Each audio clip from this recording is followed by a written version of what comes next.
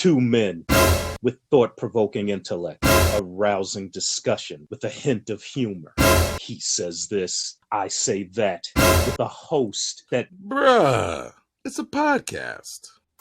I would like to welcome you all to the second episode of Bruh, It's a Podcast. I'm your host, Courtney, and we got our two stars with us today, Q, E. How are you both doing? Yo, what up? I'm not a star. Well, only to my mom, but I'm good. What's up, guys? At least he knows his limits, because I'll shine forever, baby. I wanted to explain how our episodes work because the people have been asking. We have a mystery platform, and we have the topics that we enter in, and what's given back to us are actually the most popular and most searched topics or questions in the world. So we just wanted to re-explain that for everybody who missed that in the last episode. Now, today's first topic is when you do a podcast, you need people that have thick skin. So you guys fit that mold, and you got to be able to take embarrassment. But I did want to ask you guys, what is the most embarrassing moment that you've had in your life? None that I want to say. Come on, man. We got to do it for the people, bro. We have to do it for the people. Do it for the people. Ooh, man. Most embarrassing? Most embarrassing. Come on, man. Most embarrassing. Okay, I started a new job, and on the first day, I went to the bathroom. And when I went in, I couldn't understand why there were so many stalls. Like, it was like nothing I had ever seen before. It was just a row, like a bunch of them. So I go in there, I'm sitting on the toilet, and I notice this big silver box next to me. I'm like, what is that? So next thing you know, I hear a bunch of women come in. And that's when I realize, oh, okay, I'm in the women's bathroom. So now I got to exercise. So I got my feet up in the air until they leave. But then they congregate. Yeah, but then they congregate right outside the bathroom door talking. And it's my first day. I got to get back to work. Hold on. Let me get this straight. Not only are you pooping in the wrong sex's bathroom, your rebuttal was to pull up your heels. I want people to picture this. You're pulling up your legs in hopes that people won't see that the male's in there. What happens when somebody tries to push it to the stall and somebody's in there? Then, on top of it, you wait till they leave, and now, hopefully you wash your hands. You're at the door, peeping outside the door like a creep to see that there nobody stays and leaves and catches you. I'm picturing this, and this is quite hilarious, and you should have got fired. That's an accurate description. Yes. I went into the wrong place. What am I supposed to do? When did y'all first find out about the silver box? Because like when I saw that for the first time, I think I was like working in like construction, and I was like, what is that? And I was like real curious until I found out what it was. Well, I don't think I've ever stepped foot inside a woman's bathroom.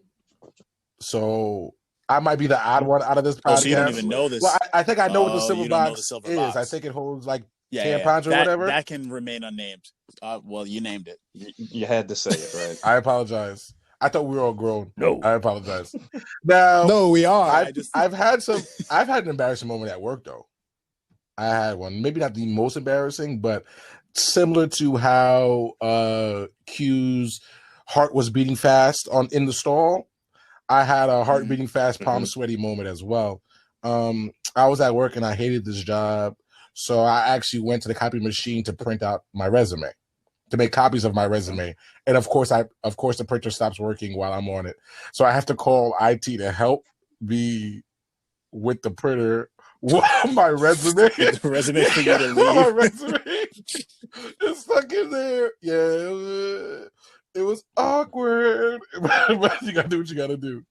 One of my friends asked me to get him a job when I was working at this pharmaceutical plant. And I'm like, yeah, man, give me your resume. He gives me his resume, and like right in the top spot is Wendy's old-fashioned hamburgers. I'm like, bro, like, they're not gonna hire you, man.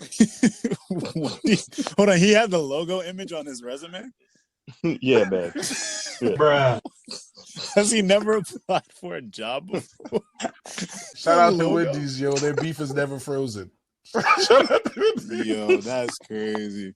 According to him, their beef is frozen. Oh, what actually. A fraud. But shout out to Burger King. Yeah, I can have it my way. Fraudulent. Speaking of fraudulent, this is like one of the things that like the NCAA has been called over the last like I don't even know 20, 30, 40 years.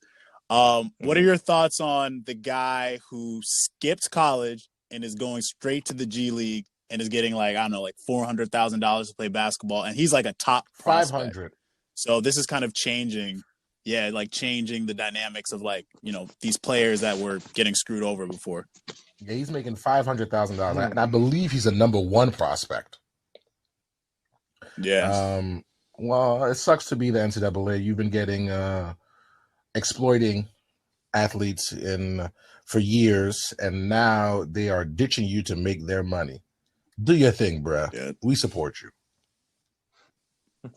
Yeah, I mean, you're not going to make it, but it's a good move, and we wish you the What do you best. say he's not going to make it? What do you mean he's not going to make it? What does that mean? Yeah, he's the number one prospect. Let me tell you what the D League G League is, man. The D League, whoever. That is the prison league. Bruh. That's the guys that are all hungry and starving and doing whatever they can just to get a 10-day contract so they can just once have that little 40 grand or whatever. Well, back in my day, a 10-day contract was 40 grand. I don't know what it is now, but those guys are going to knock him around like a pinball. And you're never going to get to see in the G League what his real game is. They're going to make sure of that. Nobody shines in the G League. That does sound like an oxymoron. But if he's that good, if he's the number one prospect, like, so you don't think he'll separate himself? What's the alternative, though? Like, if you're saying that this idea is so bad, what idea is better than it? Because at the end of the day, he's making $500,000 for 1 year. He was going to spend 1 year in college anyway. I mean, I'm just making ideally. He was going to spend 1 year in college anyway, hiding the $200,000 that he gets from boosters. Now he's getting $500,000 up front, and he can flaunt. He can actually buy a car. He doesn't have to be worried about if he buys a car in college, where's it coming from, and so forth. I mean, what's the alternative? What's the alternative? Because I don't like the exploiting system. I don't either. I have major issues with the whole college system, but I won't go all into it because I turn into, I won't even subject you to all that. But I mean, that's what we want to hear. Like, if you go to a basketball game and you got 1 million people cheering your name, like, let's suppose it's me. They're like, Courtney, and you feel good. And then the next day, I'm begging those same people for lunch money. Like, that. I just don't understand how they have a jersey with your name on it and you get nothing, but the school profits millions off of you in reference to TV deals, March Madness, and everything. But you can't get $30. Yeah. You got free education. You don't get free education because no one graduates in a year. And it's not free. It's not free because they're making money off of you. They're making money off of you. You're just, it's not free by any means. If anything, you are being severely underpaid because you're worth $1 million, but you're getting nothing. Yeah. Well, the whole system is trash anyway. I mean, you have HBCUs that no athlete will go to because they know that they won't be on television. So instead of going to Howard or Hampton, they're going to go to Duke. They're going to go to racist Kentucky, that a school that's so racist that they still have the name of the most racist coach ever to coach college basketball emblazoned on their court to this day. And most people don't even know how racist Adolph Rupp was. This is a guy that handed a banana to a coach that had an all-black team at a game. Wow. Yeah, I didn't know. And you have his name on your court, and players like Anthony Davis go there and put that jersey on. And it's a shame. If you're mad at Anthony Davis for going there, why aren't you mad at Pat Riley for playing under Rupp? I'm not mad at him for going there. I'm mad at everyone for not being aware of these things, because the same way that 5 freshmen went to Michigan and changed all these things is this. Why can't 5 elite top 100 players go to a Hampton, go to a Howard, then they'll be on television. That is idealistic, and I would love to see that as well. But can a Hampton or a Howard handle the publicity and that comes along with it? One might want to go to Kentucky because they know that they're going to have the best facilities. They're going to have a gym that's going to be able to handle 15, 20,000 people in cameras. Are we sure that Hampton or any other place like that has the utilities to do that? What you would want is the first person to come there to somewhat set the tone or be the pioneer, right? He's gonna bring those people and he's gonna bring the things so then they can be able to handle that. So for the next generation that comes up, they'll be actually able to handle that. I'm a big supporter of that idea of going to a HBCU and doing that. I do agree with that, but that is what I've heard the arguments from HBCU administrators and so forth is. They're not sure. They want it, but the powers that be don't think they can actually handle that. But they're always going to be the first. The first person is always going to be the hardest. You're right. It is interesting, and for that kid to take it upon himself. I mean, the system's going to be behind him because, like, the NBA is not going to let him fail. Like, they're going to make sure this dude has. I don't necessarily agree with that. You can't if he tears his ACL, that's it, right? And he could have done that in any other avenue, whether he went. Yeah, but he's paid now. Even if he went to Australia, because people have went to Australia or some other alternative. You're right. I just don't see what's so wrong about it. Because your argument is in the G League, he's not going to get any real burn, or they're going to elbow him. They would have done that in Europe. Didn't Brandon Jennings go to Europe and he only averaged like 4 points a game, but still made like a lottery pick? So it does happen. You're right. But my mentality is I'd rather get the $500K, get the minimal publicity that I do and still enter the draft, then hide the money I get from boosters in Kentucky, and then I'm the scapegoat, right? I'm the bad athlete for getting the $100,000, but no one knows who gave it to me. Right? No one doesn't give it to me or anything like that. Yeah. Well, you know what? Shout out to Brandon Jennings and Emmanuel Mudiay, the last two guys that were in the top 100 that tried to do this. Maybe this guy will be the difference maker. Yeah, I mean, it's all to get on TV and like become famous. Like the college, system produces stars, so that's the thing that I'm interested in seeing if this is gonna like produce a star. Like, are you gonna be able to follow this kid's journey and be like, and have all the hype behind him? Because that's where it will, seem if it's like. But I will say, I don't see much G League highlights on ESPN. I'm sure. I don't think I've ever seen it. I'm sure there's going to be G League highlights on ESPN now for this one particular player. Definitely. Oh yeah. With TV, even though this is a show or both shows, I'm sure neither of you have seen. I wanted to get your thoughts on what you guys think. Have you guys heard of this Tiger King or Love Is Blind? Like these are the two shows that like keep popping up on like on the headways.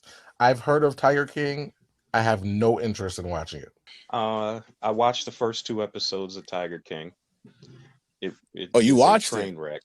Okay. I watched 2 episodes. It's very entertaining to see things like that at times. There are certain types of people that it's just interesting to see them in their train wreck life unfold. But as wild as they are, there was a movie that came out late 70s, early 80s that you guys should look at. It's called Roar. And Roar starred Melanie Griffith. Homework. Y'all should know who that is. Okay. Well, anyway, this movie ended up injuring 70 people because it's just a bunch of live animals and them. And actually, she got her head ripped open in that movie. What? Like for real. Oh yeah, the lions ripped people open, bit hands off, and it's all in the movie. Just to be clear, there was a movie with wild animals that weren't lions and tigers who weren't trained, who were supposedly trained, and when the actresses and actors bothered them, the live animals reacted by biting them, jumping them. jumping them. Yes, and it's all there. Just YouTube just out of Roar the movie. curiosity, You'll see the were highlights. there any African Americans in this movie? You throw enough money at a brother, he'll fight a bear. I want to know that, brother. I want to know that, brother. Yeah. Well, then again, it was I'm the not early fighting a bear, '80s. That no must have matter been the what. crack epidemic. But it's all right. That's a story for another day. You know how brothers are. Then. Mike Tyson tried to fight a bear once. Mike What? Tyson's a different guy, though. He's wired just a little. True. Actually, Mike Tyson could take. Mike Tyson's wired a little differently. Well, Mike Tyson offered his zookeeper $100,000 if he opened the cage and let him fight a bear when he was in his heyday. What? How? Where was YouTube when Well, all of this stuff happened? It wasn't around yet. Wasn't Now you're around showing yet. your age. Mike Tyson, I mean, he's just wired differently. I mean, he's the most brutal, blunt force boxer of all time who sings soprano in the church choir. It is just a different kind of guy. Throw me in a ring with a bear. There has to be unlimited. You rather amounts fight a of bear or money Mike for me Tyson? to take that. Yeah, That's a great tough question. It's a tough question. Yo, I'm fighting the bear. Yeah. The audacity I'm of fighting that the bear. man's voice, and then to just beat everyone up. Like, nah, I'm fighting the bear. I'll Yeah, take I'm it to not- nature. Exactly. I So don't wanna cute. see You him fight a there. bear over Mike Tyson. Man, y'all are wild. Absolutely. You were fighting Mike When you Tyson. put me in a over ring the with bear? Mike Tyson, I'm gonna simply ask him questions like, "Why? What did I do to you? What did I do to you? Just jump on the ground. If I jump on the ground, hopefully he'll just like wonder what's going on. If I jump on the ground in front of a bear, I don't know what's gonna happen. No, Mm. Mike Tyson will still continue to beat you up. No one that He will just Oh, okay. pound My you on the style is ground. impetuous. He does not My care. defense is Exactly. But impregnable. at least he knows And what a I'm 10 just count is. ferocious. I want I your don't think the heart. bear. I want I even don't think children. the bear does. Yeah, nah. But with a bear, like I feel like I could like, don't they say like get big or like punch him in the nose or something Why like don't you that just and then try it? back away? Just try it, man. I got chased by a bear once. What? I got chased by a You want to bear. tell us a story, or you just want to leave it Okay. at that? Yeah, you gotta Oh, let us know. a friend of mine, me and him were going to this barbecue up in West Milford and parked the car down the street. We got out the car, we're walking, and in the distance we hear noise. We look back, there's a bear walking up to us. Now, I took off running. And the thing about him, Jamil, he was slow. I remember him. Now, is he a slow being runner or is he very slow slow. mentally? Slow runner. Okay. We take off running. The bear takes off running. Now the bear was. But your thought is, surprisingly I just got to fast. outrun Jamil. And I exactly. But when I look over, Jamil is side by side with me. And he's got like that tear that's being caught in the wind, so it's going running fast, to the fast. side of his eye. Yeah. So he's maxing out. And when I look back, now the bear is within 10 yards from, and then initially he was a distance away. So I made Tripped him. a business decision. I decided I was gonna trip Jamil. Now, I know what you're thinking, but Jamil was slightly older. He had seen a little more. Okay. I just thought, if there was a choice to be made, it should be Jamil that gets eaten. There's more life for you to live. Is Jamil still alive? It really was. Jamil, shout out to you, Yes, man. he is. Showing us who Q really is. Appreciate it, bro. Appreciate it, bro. Well, no, we got to the house and just hopped over the gate. And he began to climb the gate, but then he just backed off. So we got to the party. Jamil smelled like pee. So let me get this straight. And that was it. You just got chased by a bear. You tripped your friend in hopes that he would get Right. eaten by the bear instead of you. You guys, no. No, I didn't trip him. Oh, you thought about it. I thought you said you did thought trip him. about it. Okay, I apologize. Okay. I'm sorry for accusing you No, of tripping your friend. You didn't go through with it. You just thought about it. Definitely... My fault. Okay, so all right. I don't know what those I did crimes are think about called, it. like attempted manslaughter or whatever that is, but that definitely has to Or fall just underneath being a that bad category. friend. If you trip. Yeah. That's number one. And then had the nerve to go and still party with Jamil after you plotted his death. What a jerk. That's wild. The day is done. I'm going home after this experience. We're not continuing. You don't think he was plotting the same thing? So Come horrible on. of people, man. I think the important thing is that I didn't do it. Yes. So then I'll finish off with the last show, Love is Blind. Have you guys heard of this? The last thing I heard about Love is Blind was a song by I Eve. You're showing your age now. No, this show is about basically about two people that try to fall in love, but they don't see each other. They're like in the rooms that are like next to each other, and they speak through a microphone, and they gotta like fall in love. Ooh. If that's the case, we've all played that game. You ever got hooked up with somebody and they said call old girl and she sounded real good on the phone? Q, I know you know what I'm talking about, Q. I know you know what I'm talking about. Oh, that's that I played that game countless many times, man. So you're saying this is not a new sir, TV show? This is just life? This is I Got a Friend. That game is called I Got a Friend. Never worked. I actually got catfished by somebody that I did know. Now the podcast is getting started. Continue, sir. I used to be in this I was young, so I used to be in this relationship, we'll call it, right? When I was a young lad. And I used to talk with this girl. Now I met her and I knew her, right? But like what she would do is like we would be on the phone and we would talk, and then all of a sudden she would play like different characters. This used to happen like once a week. So me as a young youth, I'm just gonna believe what she's saying because like I'm a guy and she was dumb. Pretty and I'm young. Yeah, I am dumb. But it came to a breaking point where she couldn't keep up the charade anymore, where she went and she was doing the same thing that she does. And then one time she's like, oh, I'm at the club, I'm dancing, da-da-da. So her mom came in, right?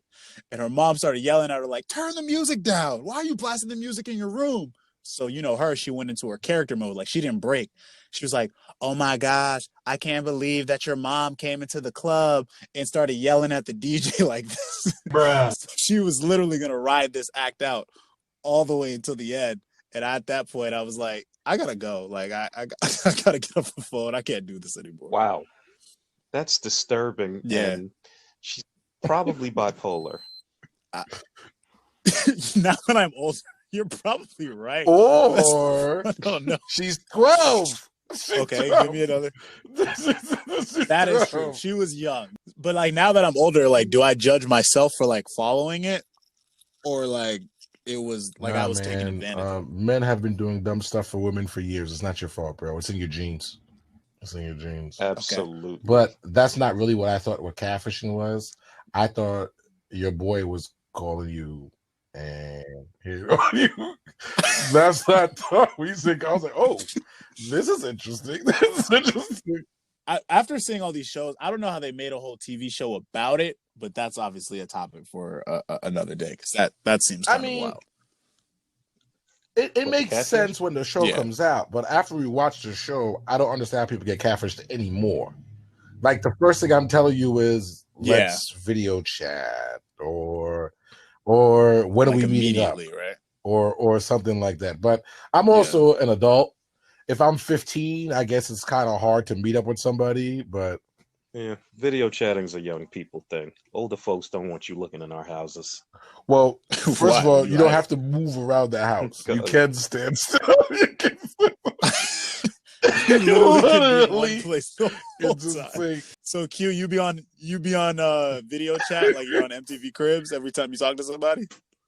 Nah, man, I don't want you to see nothing, man. Nice. That's crazy. All right, well, this was a great episode. We want to tell everybody, please come back next Thursday. We'll be releasing every Thursday. Know that we've debuted with 3 episodes, so you got one more episode left this week. We thank you for joining us. It's time to go. Hit him with the outro.